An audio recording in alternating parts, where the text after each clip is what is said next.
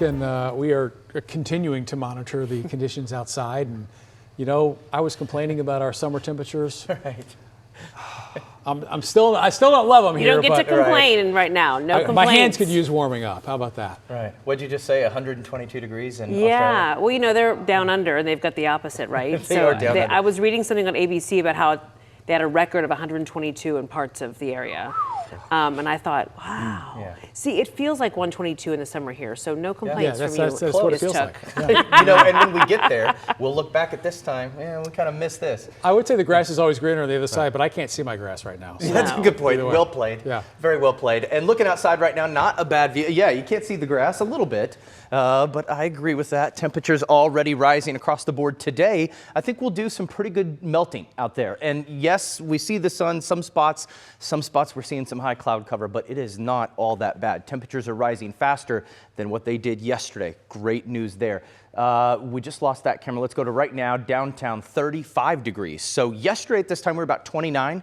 35 is not bad. We're headed for 40 for most spots, okay? Looking good. A little more water vapor content out there, and that's why we'll see some fog tonight. 40 degrees though today, and we're well on our way. We might beat this number a little bit. I don't want to jinx it, but we could get close. All right, so warming up ahead of schedule. And again, maybe some wind at times, but that should die down. Here's where we're going tonight, okay? So up to about 40, again, by 4 o'clock, but we're already beating the noon number. So add a degree or two, if we're lucky, maybe 42 in there. Maybe that might be a long shot there.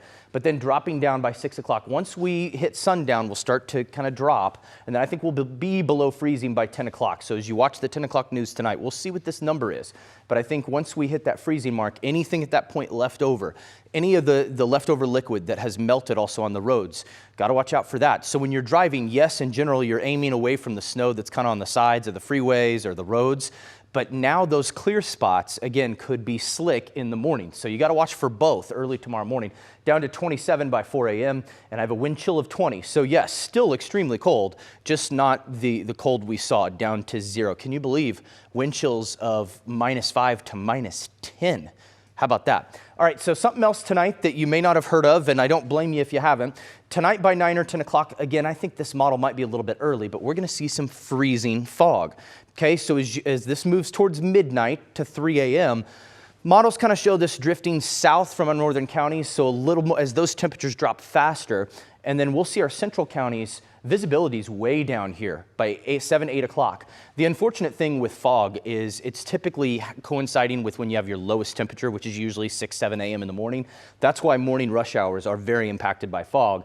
So we're going to see tomorrow morning not just regular fog, but freezing fog. Just means all that the very minuscule water vapor droplets that are in the air, that humidity, those will freeze on contact with roads and surfaces. And then it shows some patchy freezing fog Thursday morning as well, because we'll be below freezing.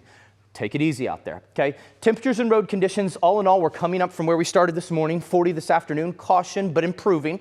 Refreezing tonight, but temperatures up, so not great. That means you have to watch for clearing spots and also the snow, but the clearing spots are where that freezing fog and or liquid that melted could refreeze, okay? And then Wednesday afternoon, improving drastically, up to 41 with more sun. And then Thursday morning, I think you're starting off a little bit better than these previous mornings. And then by Thursday afternoon, I think we are well on our way. Temperatures almost to 50. That's going to do the trick. We're going to be well on our way by Thursday. But right now, we're shooting for 40 degrees, 41 on Wednesday. Notice those morning lows still sub-freezing, well below where they should be this time of year, about 37. And then we have a weak front moving in Friday, thankfully dry this time, 40 down to 30. It's going to be a cold weekend, okay? Up to 44 on Sunday. Temperatures then stabilizing. Look at next week, the first week of February. Hard to believe we're saying that. Up to 60 on Friday. And then Super Bowl Sunday, an early look, 60 degrees with some sunshine out there.